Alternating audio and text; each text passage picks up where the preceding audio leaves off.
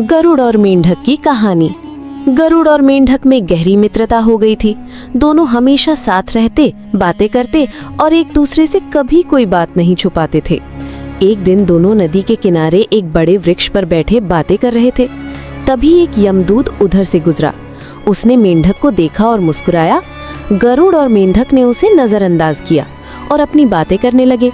लेकिन अगले दिन भी वही हुआ।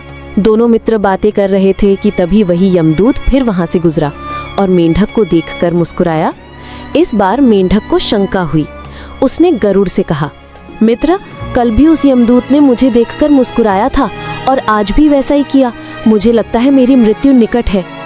गरुड़ ने उसे समझाया, ऐसा मत सोचो, ये केवल संयोग भी हो सकता है, तुम चिंता मत करो। लेकिन कई दिनों तक रोज वही हुआ। यमदूत आता, मेंढक को देखता और मुस्कुरा देता। अब तो मेंढक को पूरा यकीन हो गया कि उसकी मौत आने ही वाली है। मेंढक ने घबराकर कहा, मित्र, अब मुझे यकीन है कि मेरी मृत्यु निकट है। मैं मरना नहीं चाहता। कृपया मुझे यहाँ से कहीं बहुत दूर ले चलो। गरुड़ ने उसे धैर्य बंधाया और कहा, तुम्हें डरने की कोई जरूरत नहीं।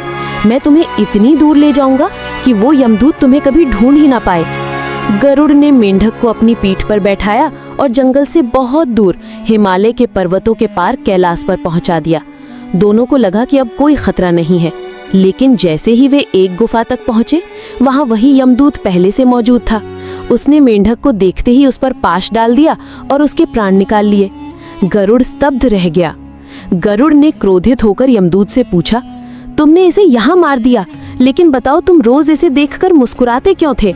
अगर मारना ही था तो वहीं जंगल में क्यों नहीं मार दिया?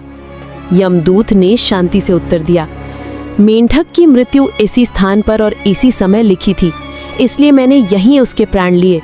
लेकिन जब मैं उसे जंगल में देखता था तो मुझे आश्चर्य होता था कि ये छोटा सा प्राणी इतनी लंबी दूरी तय करके कैलाश तक पहुंचेगा कैसे।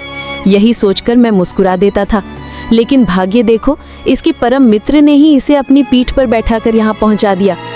गरुड़ निस्तब्ध रह गया और समझ गया कि नियति से कोई नहीं बच सकता।